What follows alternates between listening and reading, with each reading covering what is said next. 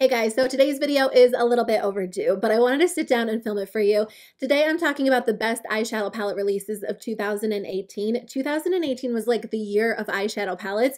There were so many, I tried so many, and I really narrowed it down to like the absolute best that I tried, the ones that I love and I'll continue to use in 2019 and even longer. I am going to film my eyeshadow palette collection very soon, as well as my eyeshadow palette declutter. I've been putting it off, but it has to be done. So stay tuned for those videos in case you are interested, but let me know in the comments below which palettes you loved in 2018. I asked you guys on Instagram and a lot of us have very similar opinions, so I'm sure a lot of you guys will agree with me on a lot of these palettes, but let's jump into it. I'll show you the palettes, do some swatches of my favorite shades in each palette, and we'll just chat about them. So the first one that I want to mention might be my favorite out of all of them. It's hard to choose, but this is one that I reach for consistently over and over, no matter what type of makeup look I'm going for. It is the Dose of Colors Desi Katy Friendcation palette. This one was released in September and it retails for $55. You get a good mix of mattes and metallics, and you have a nice mix of neutrals and colorful shades, and there are 10 different shadows in here. Now $55 for 10 shadows is a little bit pricey, but the formula in this palette is beautiful. The matte shadows are very blendable.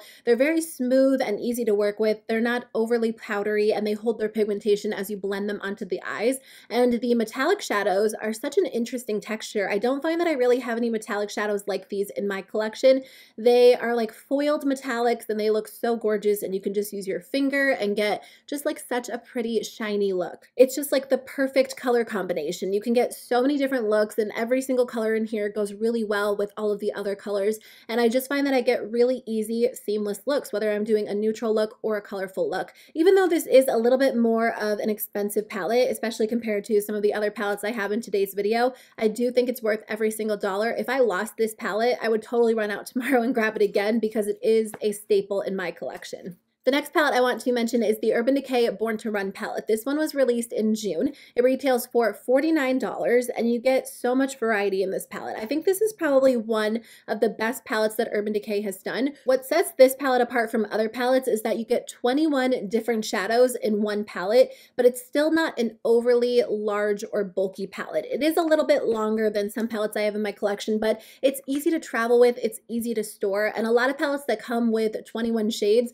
are very bulky. They're just very inconvenient to use, but I think the layout is just perfect for this. You get a lot of really nice staple neutrals, you get some colorful shades, but nothing in this palette is so intensely like colorful and intimidating that even like a beginner would feel uncomfortable using the shades. It's just convenient. I like bringing this one with me when I travel because I don't have to reach for any other palette in my collection. It's not overwhelming, it's very cohesive. So I just enjoy this. It has a really nice large mirror, which is convenient as well, and I think the formula is really good too. Now, one of my favorites that I don't know was necessarily a huge hit for everybody else is the Warrior palette by Juvia's Place. Juvia's Place can't really do anything wrong in my mind because the formula is so beautiful, so high quality. I definitely fell in love with the brand in 2018 and I have just loved every single palette that I've tried. But this one was actually released in May of 2018 and it retails for $20. This was really like their first all neutral eyeshadow palette because Juvia's Place is really well known for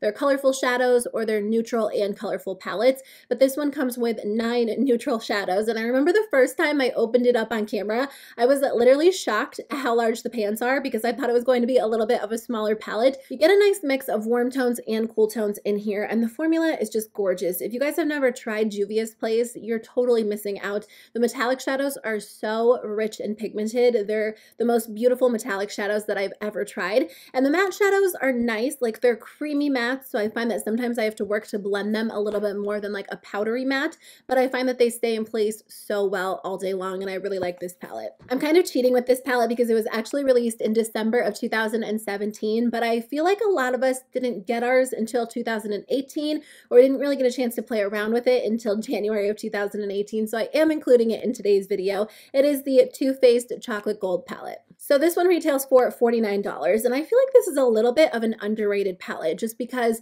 Too Faced shadows can be a little bit hit and miss for a lot of people, but the formula in this palette is so high quality. These metallics are so rich and so intense and so beautiful on the eyes, and the reason why I like this palette so much is because you do get a mix of really gorgeous like neutral metallics, but you also get a few pops of color like this pink, this green, even like this gold is kind of what I consider more of like a colorful gold.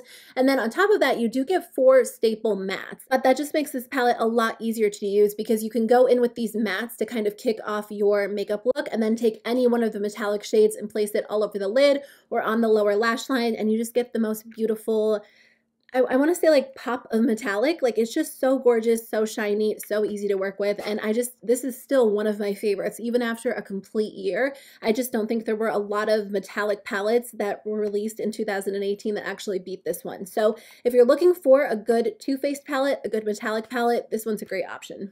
I feel like this video would not be complete if I didn't include my Anastasia palettes. Anastasia did such a good job in 2018. All of the palette releases are absolutely beautiful and they've just been killing it. I love these so much, and I really fell in love with the Anastasia eyeshadow formula this year. I have the Modern Renaissance palette and I've used it, but it's never really been like a staple for me. I've reached for so many other palettes in my collection over that one, but after trying these 3 palettes, I just fell in love with the formula because these are shades that I wear all the time. I definitely had to include them. The first one that was released is the Soft Glam palette, which came out in February. I think this is a great palette because it's perfect for everyday wear, but it's also nice if you want to go from like day to night and do something a little bit darker after you get home from work, if you're heading back out that day. And it's just a pretty easy wearable palette. There are a lot of warm tones in here, so if you like warmer shadows, this one's a great option. The Norvina palette was released in July, and this one might be my favorite out of all of the Anastasia palettes because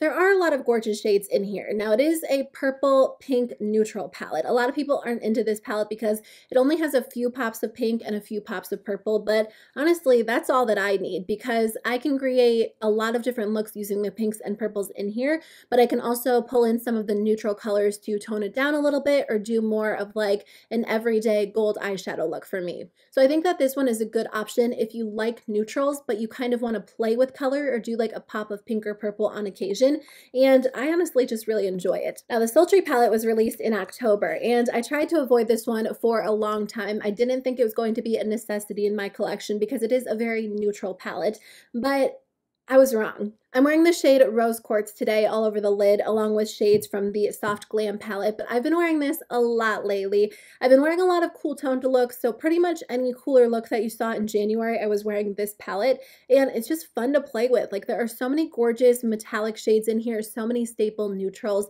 but it's not a boring palette. The metallics in here are so gorgeous. They catch the light so beautifully, and when you apply them all over the lid, they make it look like you took a lot more time on your eyeshadow look than you necessarily did. I can take like 1 or 2 shades and blend them into the crease, and then take like this shade Pearl and place it all over the lid, and I get a really just gorgeous like light catching eye look. So I'm a big fan of this one. I mean, not everybody is into super colorful shadows, and that's totally fine. And if that's you, you might like this one because it's a little bit more fun, a little bit more interesting and eye-catching than like a typical neutral eyeshadow palette. So I think my favorite ColourPop release of the year is going to be a surprise, but I think it was the Wet and Lip palettes, which were released in November. These retail for $12 each, and they were part of the Bretman Rock collaboration.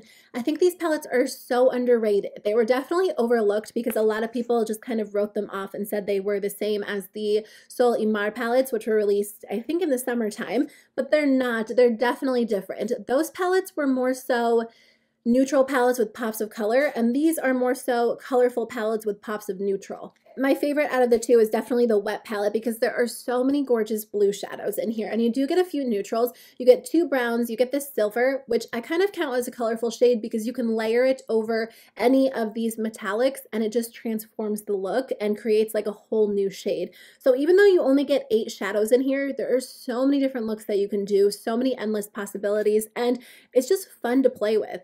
I think a lot of us like love blues and we love greens, but there aren't a lot of palettes out there that are really blue or really green. So this is a nice way to add those colors to your collection without paying a whole lot. I mean, $12 is a steal. They also did the lip palette, which I love too, but I don't wear this one as much because I'm not as much into warm, colorful shades as I am like cooler toned, colorful shades. So this one's a great option if you like reds, you like golds, there's a yellow, a brown, and I find that this one is really nice if you want to create really easy, quick, wearable looks, but also something a little bit more vibrant and intense. Another one of my favorites is the Give It To Me Straight palette, which was actually released in January. And this is a palette that I've worn so much this year. It comes with a lot of gorgeous like pinks in here, a lot of beautiful rosy tones. I do love a good pink eyeshadow look. I've been moving away from that a little bit and just kind of sticking with either really intensely like colorful shadows or something a little bit more neutral but cool toned. So I haven't been wearing pinks as much. I think I'm wearing pinks on the eyes today, of course. But if you like pinks and you like neutrals, this palette's a good option for you because you can just get a lot of rosy toned neutral eyeshadow looks. And I think it's great for everyday wear, but also if you want to do something a little bit more intense and smoky, I'll usually go into like these rosy toned shades or this brown to smoke it up and make it a little bit more dramatic. But I also love using like the top 2 rows for like a quick, easy, neutral look.